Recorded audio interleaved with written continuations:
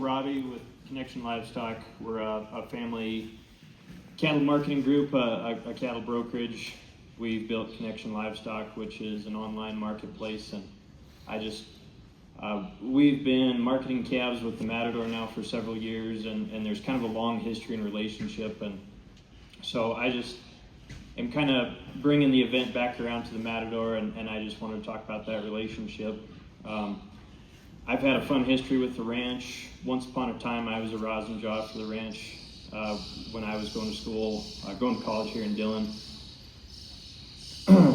So I was feeding, fencing, doing non-cowboy work initially, and I was doing that while going to college. This is a pretty hard-working crew of guys out here. They worked very hard out on the ranch. I was part-time, and I was only getting about 42 hours a week in when I was here.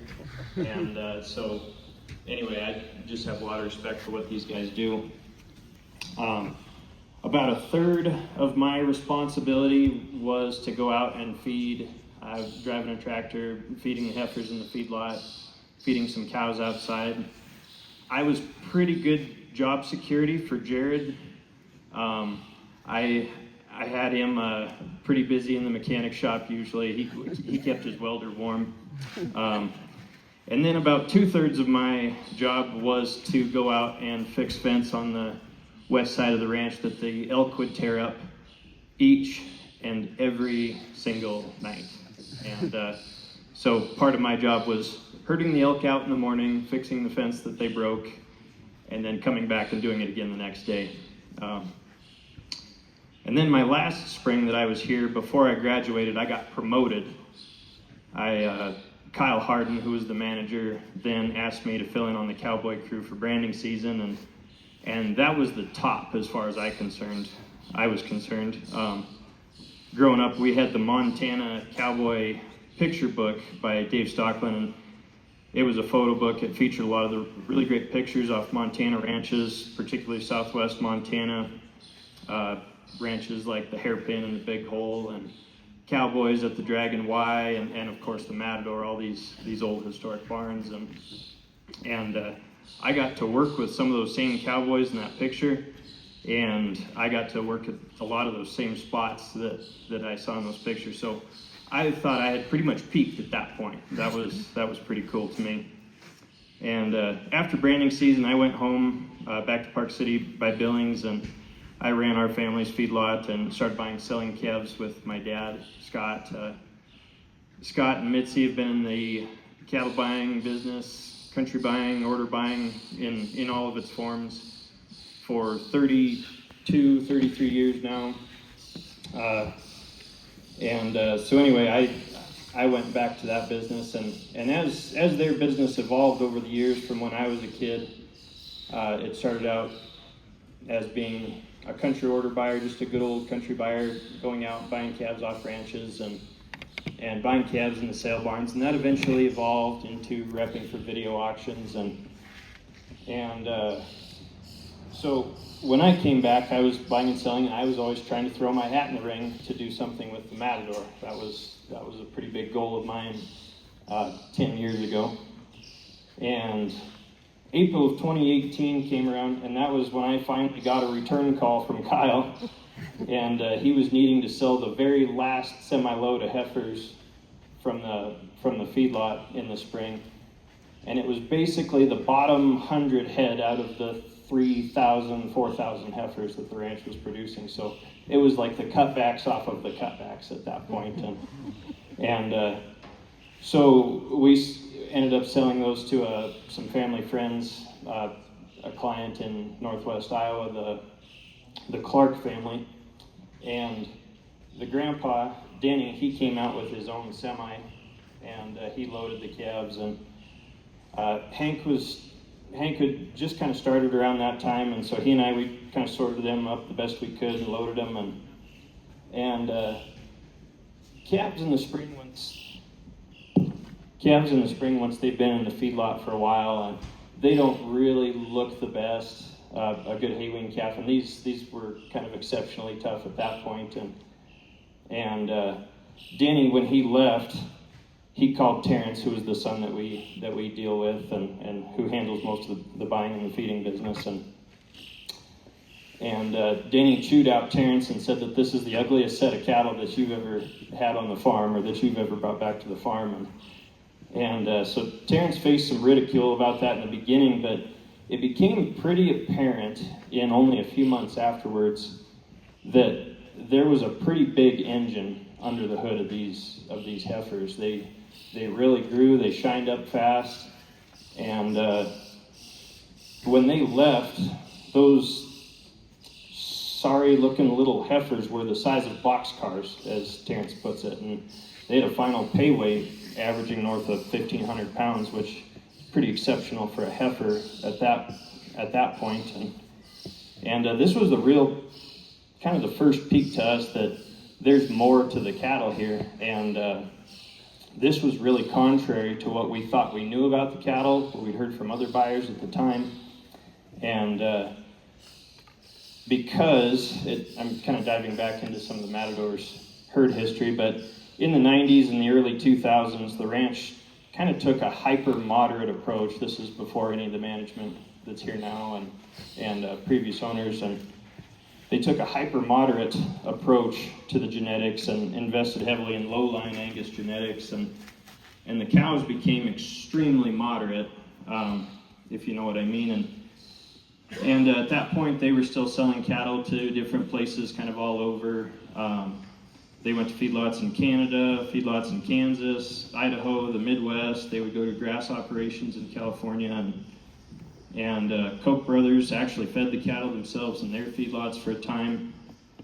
And so all was well and good, but as this cow herd just generally got smaller and smaller in average cow size, buyers were not really impressed with the calves. Performance dwindled. They never got really big, and ultimately created kind of a bad reputation. And this was obviously hard on the bottom line of the ranch. And so enter Kyle Harden. He was brought in to right the ship, essentially, get business back under control, get the ranch profitable again. And so that was a lot of genetic changes, mainly making big changes to the bull battery, and then introducing a number of terminal crosses to phase out that cow herd. I apologize, I'm not as well oiled as the rest of these guys have been so far.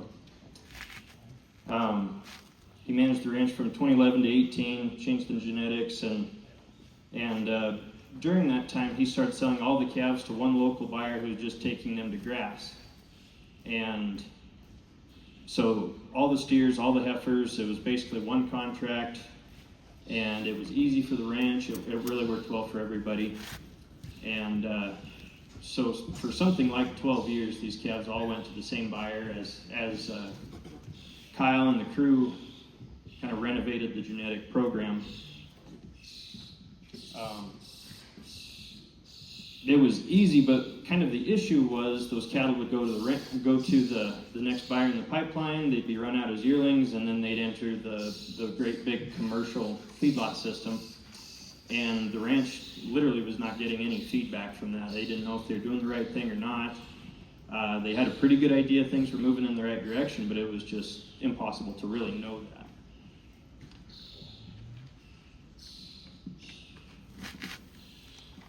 So bouncing back to the summer of 2018, that same buyer who had been buying those cattle for something like 12 years in a row ended up droughted out. There were some market conditions as well that played into that, but he ended up not buying the calves. So for the first time in 12 years, these calves had to go out onto the open market, and virtually no one knew what they were, and it left the ranch in kind of a predicament. Those cattle still kind of carried that reputation from years prior of that old low-line herd, and needless to say, when those cattle were all just thrown on a big video auction, they got hit pretty hard. And when you try and sell 6,000 calves in about 5 minutes, it can be a poor risk management at that point. But that was what the ranch really needed to do. It was kind of what needed done. But those calves took a little bit more than a 10% discount to the rest of the market, and it that event, we did not rep those cattle through the video at that time, but it sparked a chain of events within ourselves and our own business that really got us tangled up with the Matador eventually, but really set our own business on a trajectory as well. And so in 2019, we built the Connection Livestock Marketing Platform where we could have timed eBay-style auctions, or we would have a show list page, which we advertise cattle private treaty, trying to take a hybrid system, best of both worlds, between having a video auction and having that relationship with a good old country buyer, and just being able to expose those cattle to more buyers. And it wasn't an isolated case with the Matador, but we had lots of family clients who were going through this as well, that they just feel like their program was not being marketed. It didn't fit the commodity market.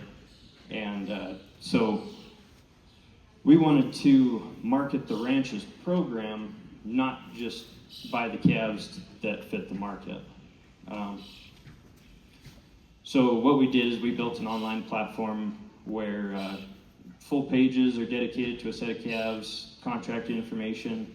We have an unlimited ability to show data, show video. We can have, I've had a 21-minute video about a registered cow herd that we sold at one point, and so our possibilities are kind of endless at that point, and we can really help sell a ranch's program that way.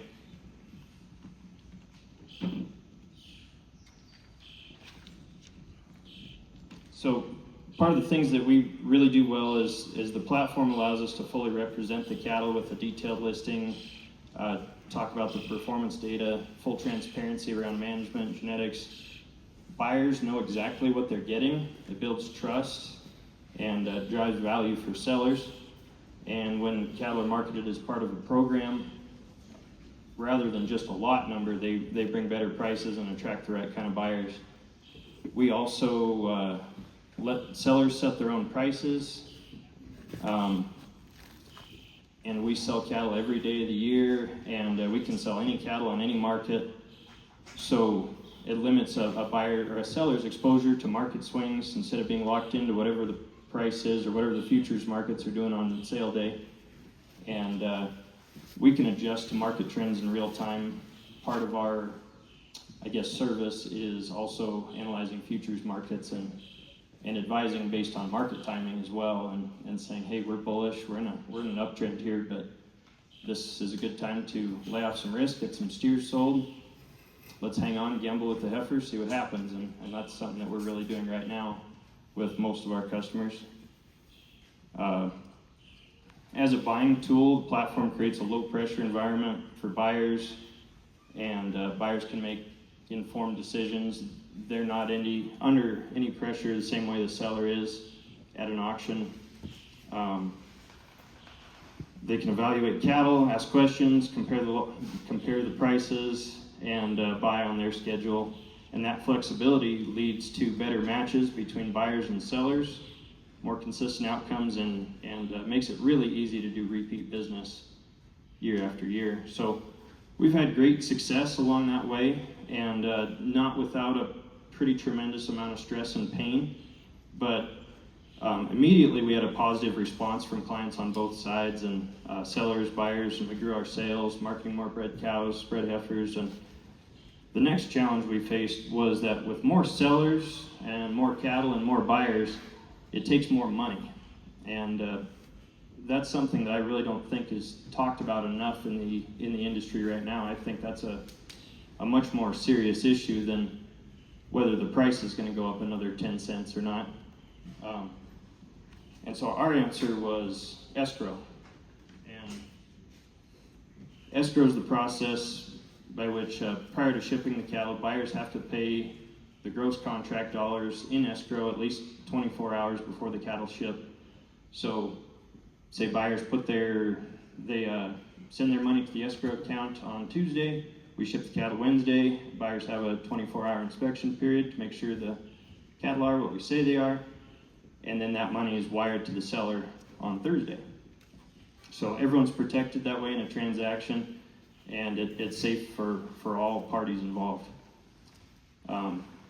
Back to the Matador, Hank was the manager at that point since 2018, and he wanted to do more with the cattle, wanted to do better, and that's ultimately why we came back together, and we got to work on the whole Matador calf crop. But one question Hank asked early on was, will the escrow requirement limit the number of buyers and bidders on our cattle? And that's a very valid question, and to a point, yes, it does, because it weeds out traders and speculators.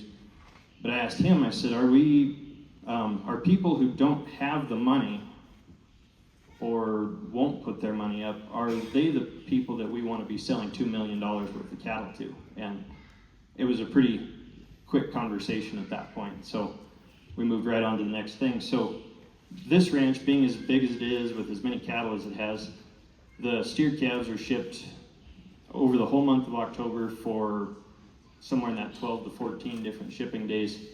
And our initial goal was that we needed to get these cattle spread out to a bunch of different buyers to trying to rebuild this reputation and really show our feeders, our network of buyers, what these cattle could really do. And so a few loads would be sold off of each shipping point all over the ranch, and they were all on their separate contracts and marketed them as different deals. And we also sold them kind of throughout July and August, and that was another great risk management angle from the ranch's side, as we can kind of take advantage of price throughout the summer, not just being hostage to one day or one time. And we shipped the blue tag calves, which is the lighter end off the Sage Creek side. They went to grass buyers in Montana and North Dakota. And then the yellow tags were split up between 2 or 3 different buyers in Iowa and South Dakota.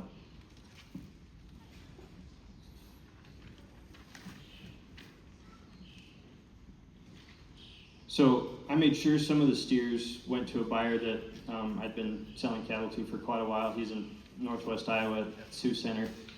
And he was always very good about sharing performance data, whether that's performance data in the feedlot. He would grid the cattle and was always very transparent. And we've got quite a few customers like that. But in this particular instance, we sent the cattle to him, and every year I go out, look at all the cattle, or at least a high percentage of the cattle that we sold in the prior marketing year, and I want to see those cattle fat and get feedback from buyers and help strengthen those relationships. And a lot of the times we can get carcass data if a customer's wanting to do that. And those steers ended up growing to 1,500 pounds. Their pay weight ended up being over 1,500 pounds, which pretty exceptional for a calf fed at that time, especially. We're kind of in a new paradigm now where 1,500 pounds for a steer calf is par. But anyway, those cattle were getting to 1,500 pounds and grading 90% choice, and they were actually being pulled forward on the market.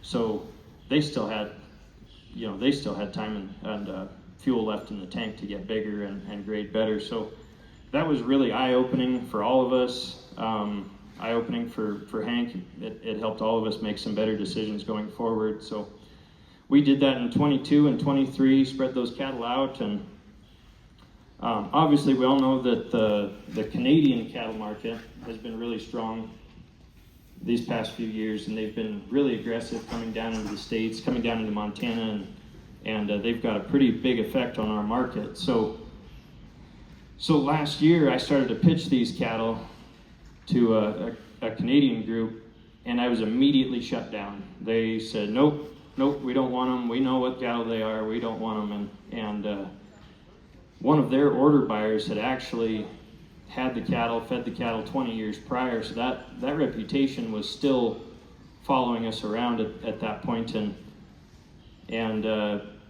But we were able to go out, show them a lot of our performance data, show them video, show that these cattle were not the same cow herd of old, so anyway, it was that data, which a lot of these panels have talked about already, that data is so important in helping to sell cattle, and it really helped us, help the Matador to really make a big difference. And at the time, so we were getting prices that beat most of the video cattle at that same time with the Matador calves. So it was really a great success story for us and for the ranch.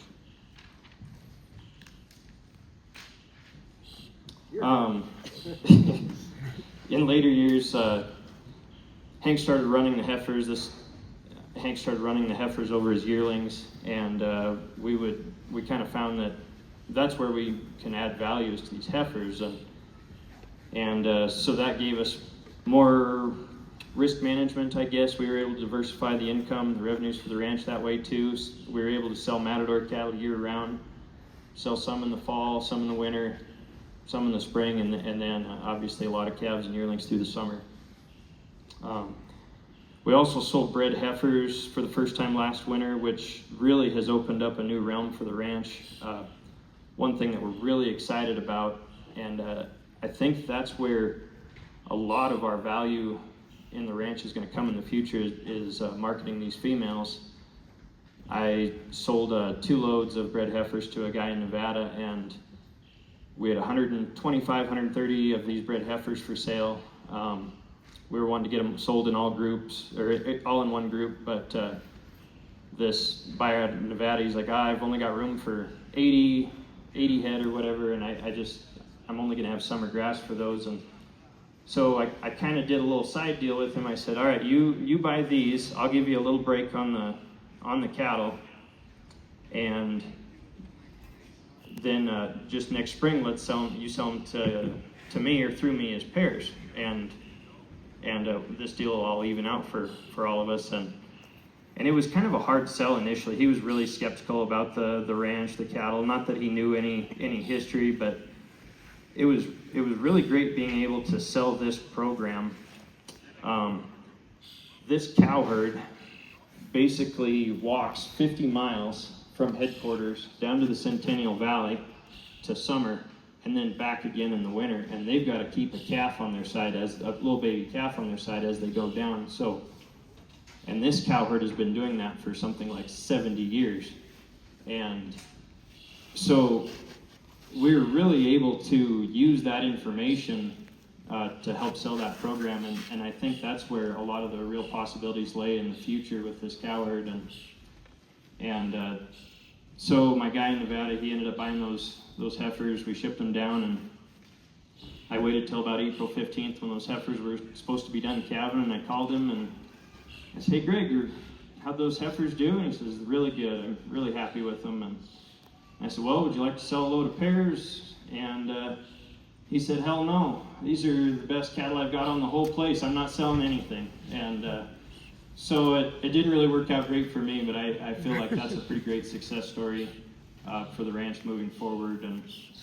And so anyway, I just want to say thank you to Hank, to the Matador crew, everyone here. We've had a great relationship, and I just looking forward to many years ahead, and I appreciate you guys all coming out to the event. Thanks, Bo. So, Bo, for producers out here that are looking at marketing their cattle, whether that's calves, feeders, or bred cattle, what are some of the best ways to get a hold of you? What are some of the strategies you're also working with some of these producers too on timing? Maybe they want to sell steers, maybe they want to sell heifers. What are some of the, how is it working with these producers and maybe shining a light on marketing cattle differently? Yeah. So as far as getting in touch with us, if you wanted to come visit with us at some point, welcome to do that.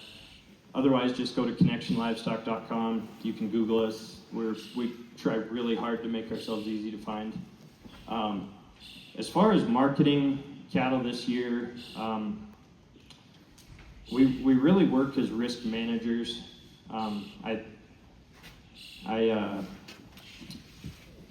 We're heavily involved in the futures markets as well. We basically have a division where we're trading in futures markets every day, and we put out a daily wire, a a daily video actually that we talk about the technical analysis of the futures markets, and I'm not a real big fundamental guy. Fundamentals can get to be very opinionated. They can be kind of construed that way, but technicals in the futures market is really what we rely on more than anything else to make decisions and how we advise customers on both sides, whether that be buyers or sellers. So I think kind of getting ahead of trends, and we want to be a risk manager. Maybe we don't always ring the very highest bell in the land. We do a lot, but not every day. And so it's something that we want to be a risk manager. We want to be on the side of the producer and helping sell cattle, and just understanding futures markets or having a technical point of view could help in decision making, not just listening to all the other guys sitting around at the sale barn or anybody who talks about cow numbers, which is all, of course, very important. It drives this market, but at the end of the day, the futures market pretty well dictates what your calves are worth. And so right now, we're obviously in a bullish trend. I think Kirk kind of alluded to it earlier that it sure seems like we're going to keep going higher. The futures indicate we're going higher. However, all of us are a little too experienced to know that we just go on up forever.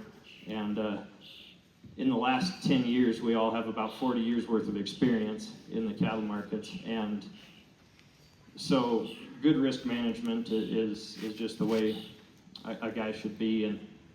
And so a lot of what we're doing right now is selling steers early, get them contracted, locked up, and we can gamble on some heifers. Demand usually increases for heifers later in the year anyway. And so we're trying to be a good partner in that respect. And speaking of heifers, what have the conversations been around with some of those buyers as well? Obviously, we've talked about herd rebuilding.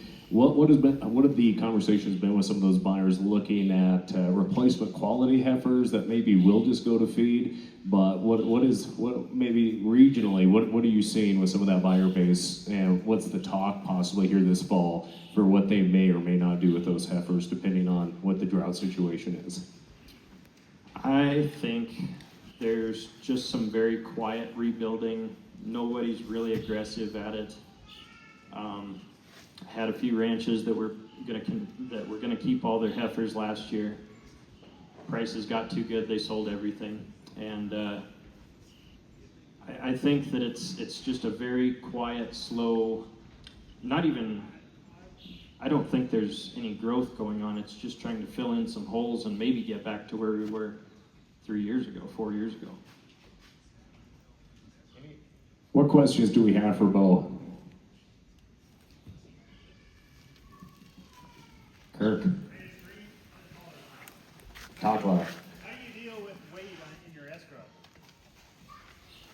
Say that again. How do you deal with the weight issue in escrow? So obviously, if you've got a gross contract that says your calves are going to be 350 at 600 pounds, or let's use $3 at 600 pounds for easy math. That's $180,000 for 100,000 pounds. And so what we do is buyers got to put that money in. Our job is also to make sure that the buyer is getting what they paid for in terms of quality, weight standards. Really the gross contract weight is what we're shooting for. Then we try and find a line of best fit between average weights and head counts. But that dollar amount is never the escrow amount, but that's part of our job as a fiduciary too, is to cover any unders or overs, anything if cattle are light or whatever the case may be. Then we just refund the buyer what they need, pay the seller for what's needs sold. In the case of an overage, we obviously just pay the seller everything when it's due to them, and then we send a bill later to the buyer.